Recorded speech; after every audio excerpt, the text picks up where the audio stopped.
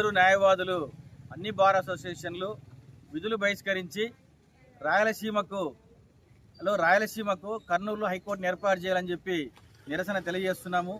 ప్రధానంగా మనకి స్వతంత్రం వచ్చినప్పటి నుంచి శ్రీబాగ్ ఒడంబడిక ప్రకారము పెద్ద మనుషుల సమక్షంలో రాయలసీమలో కర్నూలు హైకోర్టు ఏర్పాటు చేయాలి, హైదరాబాద్లో రాజధాని ఏర్పాటు చేయాలని చెప్పి ఒక ఒడంబడిక జరిగినది. ఆ ఒడంబడిక ప్రకారము కర్నూలులోని రాజధానిని హైదరాబాద్ షిఫ్ట్ చేశారు. అలాగే హైదరాబాద్ హైకోర్టుని కర్నూలుకి చేయాలని చెప్పి అప్పుడు ఒప్పందం కుదిరింది. కానీ ఆ ఒప్పందాన్ని ఉల్లంఘించారు. ఆ ఉల్లంఘన ఇప్పటికీ రాయలసీమకు అన్యాయం జరుగుతుంది. మోడీ గారు, గవర్నర్ ప్రధానమంత్రి గారు కర్నూలుకు ఇచ్చే సందర్భంగా మేము కర్నూలు బార్ అసోసియేషన్లో మోడీ గారికి రేపు రిప్రజెంటేషన్ ఇవ్వాలని కోరుకుంటున్నాము. అలాగే రాయలసీమకి న్యాయం చేసి హైకోర్టుని ఏర్పాటు చేయాలని చెప్పి మీ ద్వారా తెలియజేస్తున్నాం. రాయలసీమకు అనాదిగా ద్రోహం చేస్తున్న రాజకీయ పార్టీలకి నా విజ్ఞప్తి.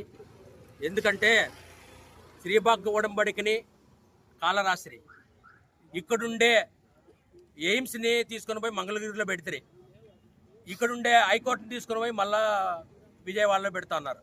మరి ఏది రాయలసీమకు న్యాయం చేస్తున్నారు? మీ గవర్నమెంట్లోనే